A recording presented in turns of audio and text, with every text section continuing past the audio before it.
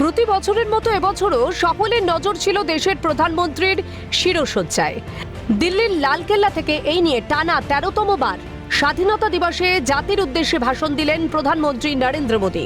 সঙ্গে নিজের চিরাচরিত ঐতিহ্য বজায় রেখে বাঁধলেন এক অভিনব পাগড়ি। স্বাধীনতা দিবসে মোদী পরলেন অভিনব টাই অ্যান্ড ডাই পাগড়ি।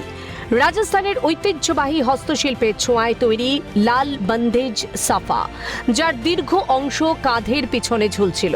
পশ্চিম ভারতীয় হস্তশিল্পের ঐতিহ্য তুলে ধরে গাঢ় লাল ক্যানভাসের ওই পাগড়িতে ফুটে উঠেছিল সাদা, হলুদ এবং সবুজ রঙের ফুলকাটা নকশা। বন্ধেজ বা বাঁধনি ভারতের অন্যতম প্রাচীন কাপড়ে রং করার শিল্প। কাপড়ে সুতো দিয়ে ছোট ছোট গিঁট বেঁধে রঞ্জক পদার্থে ডুবিয়ে এই ধরনের নকশা তৈরি করা হয়।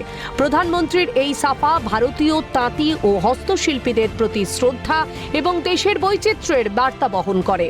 উল্লেখ্য, ২০১৪ সালে প্রথমবার লালকেল্লায় ভাষণ দেওয়া থেকে প্রতি বছরই তিনি ভারতের বিভিন্ন রাজ্যের সূচিকর্ম ও টেক্সটাইলের প্রতিনিধিত্বকারী সাফা বা পাগড়ি, যেমন লেহরিয়া, যোধপুরি, বান্ধেজ বা ত্রিবর্ণ সাফা পরে থাকেন। দেশের আঞ্চলিক শিল্পকে বিশ্বমঞ্চে নিয়ে আসার প্রচেষ্টা বহুদিনেরই।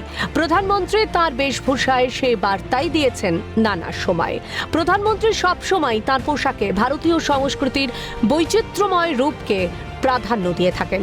এবারেও তার ব্যতিক্রম হয়নি। সেই ভাবধারা বজায় রেখে মোদির পরনে ছিল ধপধপে সাদা কুর্তা পাজামার সঙ্গে গাঢ় বাদামি নেহেরু জ্যাকেট।